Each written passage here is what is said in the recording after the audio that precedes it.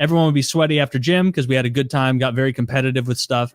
And then you'd have to shower because gym was often earlier in the day. Can't go around the rest of the day stinky around the girl. That would, okay, maybe your school was pretty cool. It was like Starship Troopers.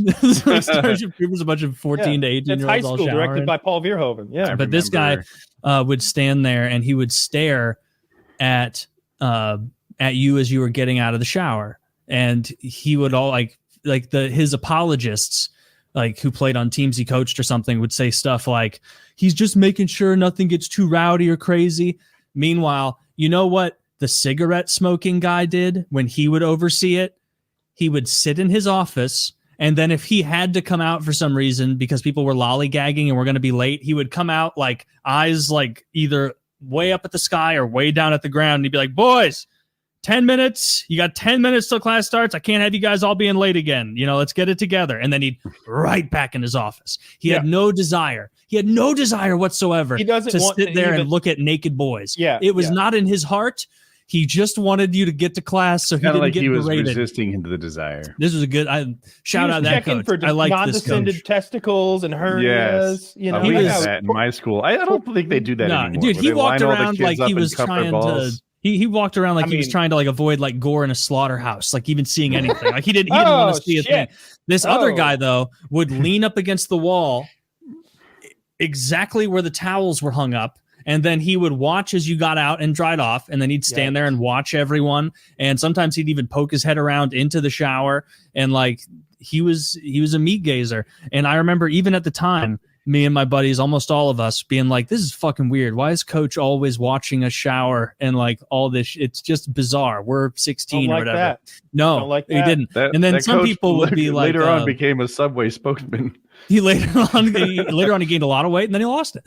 Coach Vogel is a weirdo. He eventually got in trouble and lost his job for suspicions of impropriety of that nature.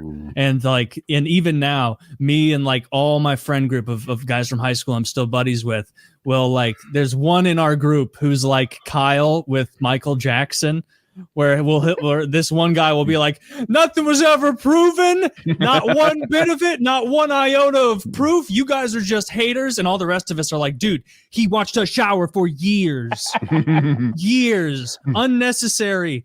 Compliment your pube, bro. Just compliment. Taylor, you've always been top of the class on pubes. You're doing so great. Well. You're becoming quite a man. No, he would use sanitized language. That would make it. That makes it much. Taylor, you're developing into such a Coach, fine, please young leave man. the shower. It's just us in here. Yeah, that dude. He put a hand softly on your chest. Hold on, big man. Hold on, big man. You're not too big of a boy to have a little back and forth with your coach. I checked your schedule. You got study hall now, champ. Nothing to rush off to. Nowhere to go at all. Nowhere to go at all. Where's your clothes? Did you misplace those pesky clothes again? You realize the towel rack, your towel's missing. Yeah, dude. To this day, if I'm out, drinking or hanging out with buddies, and this topic comes up, the same one guy, one of my close friends, will always be like, "Nothing was, you guys are just hating on him for no reason," and all the rest of us are like, "That guy was a fucking creep, dude." Do you remember how the cigarette smoking coach behaved? Yeah. None of that. Do you remember how a substitute PE coach would behave?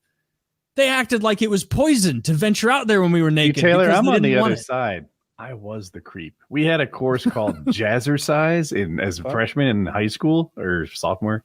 And it wasn't desirable. Nobody wanted Jazzercise. We all wanted to play the cool things like archery and golf and shuffleboard or whatever. But it's ridiculous. What's that?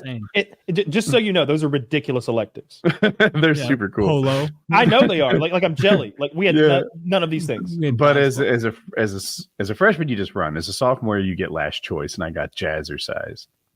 And people hated it because at the end you had to be the leader. That was like the final exam, and you're the guy up there jumping jacks and doing dances and whatever. Mm-hmm. But for 99% of the class, you're just muff gazing the whole goddamn time. There's you're on all fours, you're doing that dog lifting his leg thing. Yeah, you are. That was my sophomore Dude, year. a little brain blast that this came back to me this very second. Is that same coach would sometimes have us do like yoga exercises. Oh, downward facing dog. Literally, yes. Like yoga stuff, and he'd like walk behind us while we were. Okay, I was already sold on my theory. Taylor, you might want to look this guy up. Let's look this guy up. Like that, I feel like we need to go down that Facebook rabbit hole and see. I have looked him up, and I've found him because painkiller. I was mini golfing as a kid with our Boy Scout troop, and I drilled one into a kid's ribs. like somehow by some luck of fate or whatever, I connected so well. I hit it as hard as I could, and I hit this kid right in the ribs, and it was audible. It was you could hear it hit him, dropped him like a sack of shit. And I got everybody was so mad at me. All right, that's a stroke penalty for Kyle. Dude, that kid's dad was furious. He was. How old were you? Young, like under 10, but okay, but not by a lot. I don't know, maybe 11. I would say somewhere between 9 and 11, somewhere around there. But it's an old memory. But I remember the fucking sound. And I remember not giving a shit. I remember playing mini golf when I was probably like 7. So my younger brother was 6. And we were, it was both of us and my mom. And we were at this course. And we were maybe like 3 holes in. Like the day had just begun. And I like hit mine. And like, you kind of, it's not like regular golf. Like you can kind of like walk up to where yours is and like wait for the other person to hit it. And my mom wasn't playing, just me and my brother, or maybe she was, I don't remember.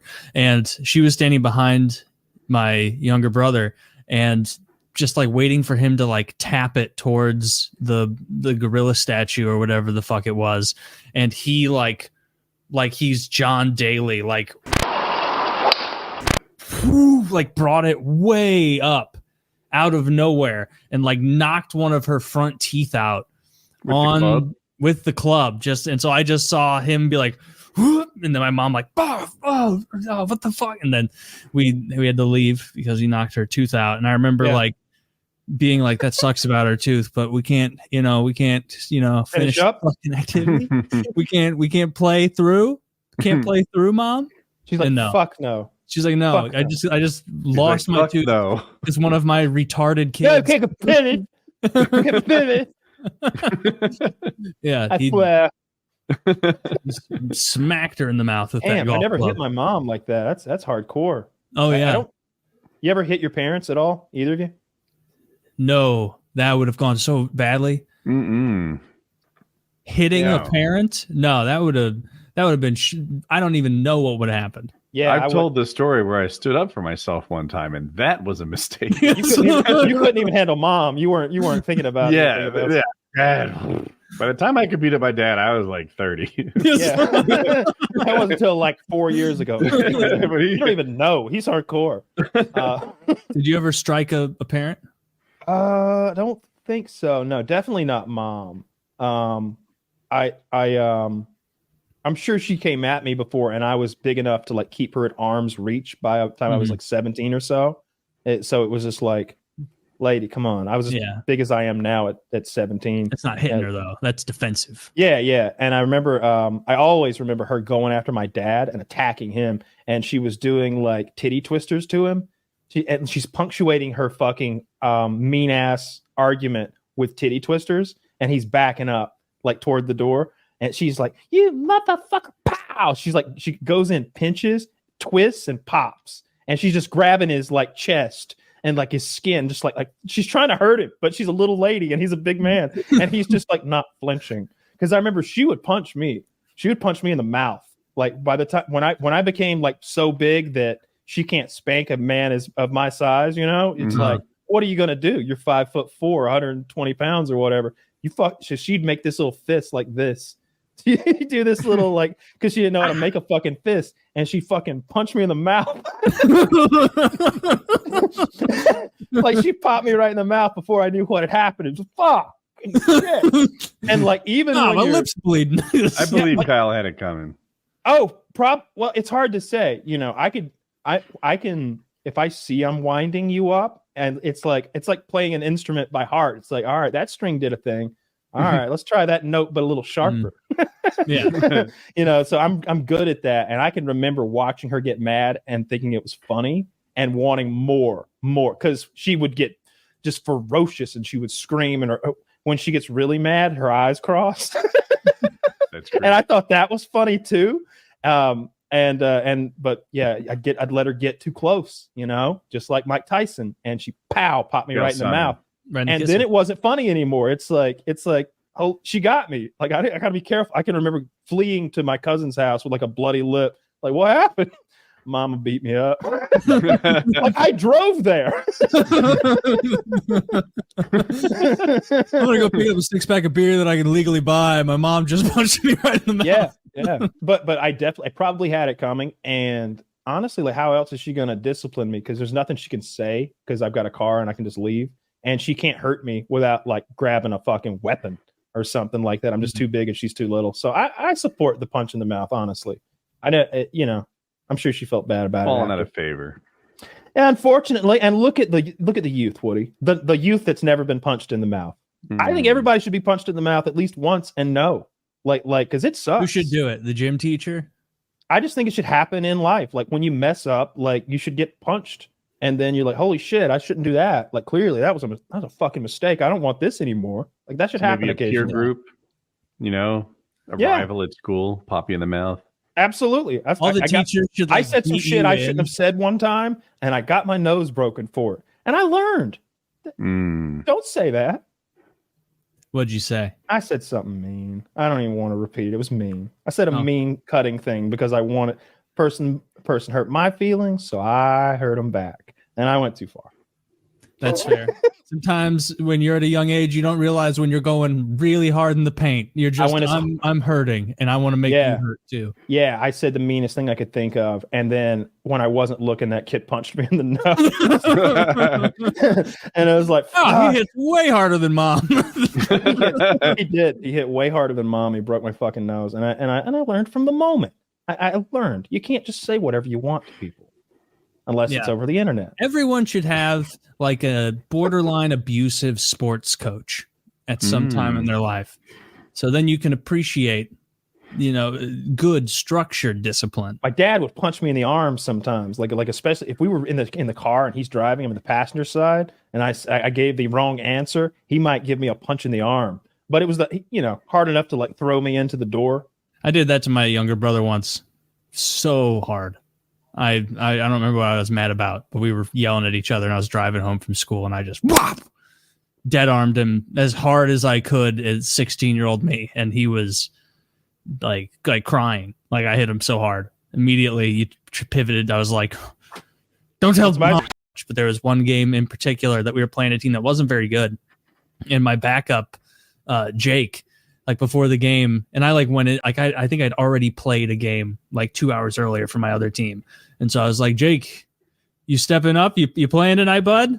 And he was like, honestly, Taylor, I think we need a win here. And I was like, okay, I'll play the whole game then.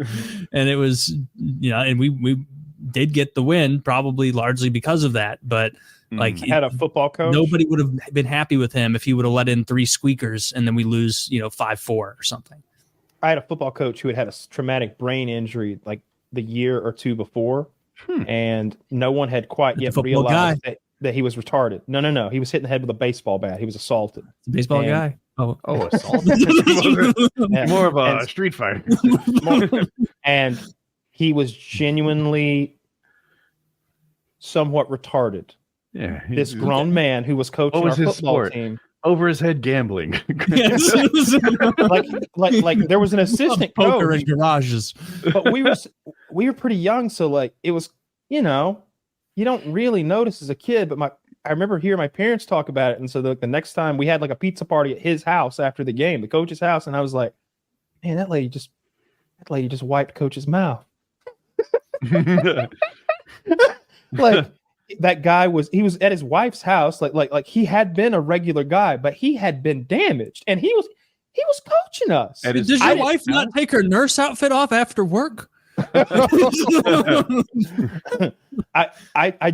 I remember learning nothing about the game of football. I remember at the end of the year realized I was like, so we're supposed to get that's the quarterback. Okay. All right. So we should be trying to get him and anyone he hands the ball to or throws to. That was like last game of the year. We picked that one up. Hmm. And so you don't think it helped your development? You could have played in the bigs. I just remember that being the worst experience of my childhood, that stupid football team. It was just awful. We travel around and get beat up.